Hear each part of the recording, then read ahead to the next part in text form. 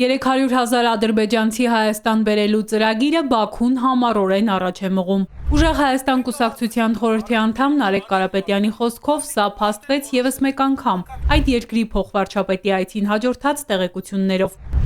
Ադրբեջանի փոխվարչապետը ցանկություն էր հայտնել երեք գնալ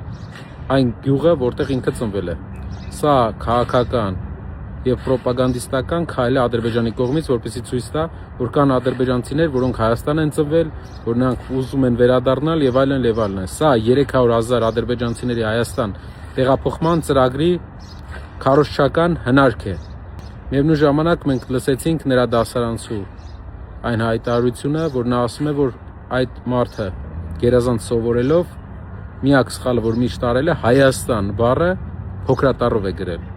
Չնայած այսպես ասած խաղաղության մասին խոստումներին, փաստ է, անկախ ինքնիշխան Հայաստան տեսնել Ադրբեջանը չի ուզում։ Մինչդեռ Բաքվի ջրաղացին ջուր լցնելու փոխարեն Հայաստանը պետք է ուժեղ երկիր դառնա, վստահելի երաշխավորներով։ 300,000 ադրբեջանցիները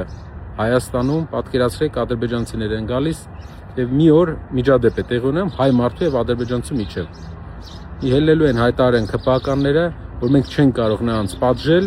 քանի որ այդ դեպքում խաղաղությունը կխաթարվի եւ Ադրբեջանը պատերազմ կսկսի մեր դեմ։ Եվ մենք մեր երկրում կհայտնվենք գերի կարգավիճակում։ Սա է մեր ուզածը, թե ոչ։ Մեր երկրին ուժեղ առաջնորդություն է պետք, երաշխավորված խաղաղություն է պետք, որպեսզի մենք պատմականորեն մենք լինենք թելադրողը մեր երկրում,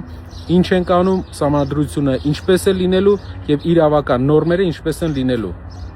Եվ դա լինելու է։ Հայ ազգը դրան պատրաստ է։ Ինչ դիրքորոշում ունի Փաշինյանը կանխելու է 300,000 ադրբեջանցու վերաբերյալ Բաքվի հերթական պահանջի իրագործումը, թե դեմ չէ։ Կառավարության նիստից հետո իրեն ուղղված ուղիղ հարցը Փաշինյանը շրջանցեց, լրագրողներին մեղադրելով ադրբեջանական խոսույթ տարածելու համար։ Մենք արդեն ընդունել ենք նրանց, ում պետք է ընդունենք։ Խոսքը